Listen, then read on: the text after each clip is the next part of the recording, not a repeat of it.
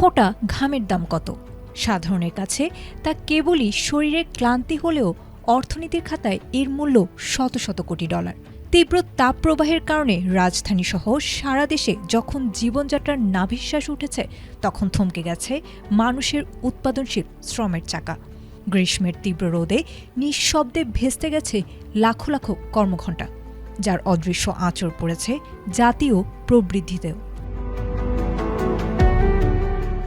বিশ্বব্যাংকের সাম্প্রতিক এক প্রতিবেদনে উঠে এসেছে চরম এই জলবায়ু সংকটের চড়া মাশুলের চিত্র। 2024 সালে শুধু তাপদাহের কারণে বাংলাদেশে আনুমানিক 130 থেকে 180 কোটি মার্কিন ডলারের অর্থনৈতিক ক্ষতি হয়েছে, যা দেশের মোট জিডিপির 0.3 থেকে 4% সমান। থার্মোমিটারের পারদ 37 ডিগ্রি সেলসিয়াসের ঘর স্পর্শ করলেই উৎপাদনশীলতার ধস লাফিয়ে বাড়ছে। সবচেয়ে বড় ধাক্কাটি এসেছে রাজধানী ঢাকার উপর। তীব্র গরমে প্রতিবছর ঢাকার প্রায় 3% কর্মঘণ্টা নষ্ট হচ্ছে, যা 4.5 লাখের বেশি পূর্ণকালীন চাকরি হারানোর সমান।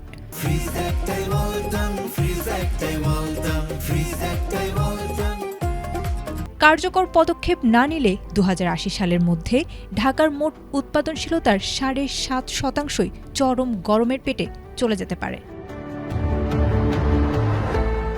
এই পরিস্থিতি দেশের অর্থনীতির মূল চালিকা শক্তি তৈরি পোশাক খাতের জন্য বড় বিপদ সংকেত বলা হচ্ছে।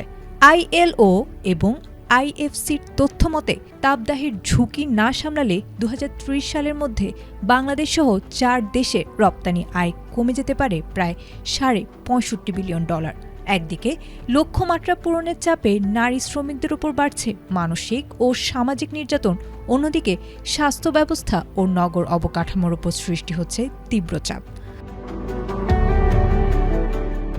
তবে আশার আলো দেখিয়েছে পরিবেশ বান্ধব সবুজ কারখানা বা লিড সনদের প্রসার।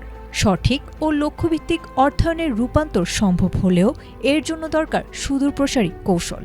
কারণ বিশ্বব্যাংকের মতে তাপ সহনশীল শহর গড়ে তোলা কেবল অতিরিক্ত গরম থেকে বাঁচার উপায় নয়, এটি দেশের কর্মসংস্থান, উৎপাদনশীলতা ও অর্থনৈতিক প্রবৃদ্ধির মূল চাবিকাঠি।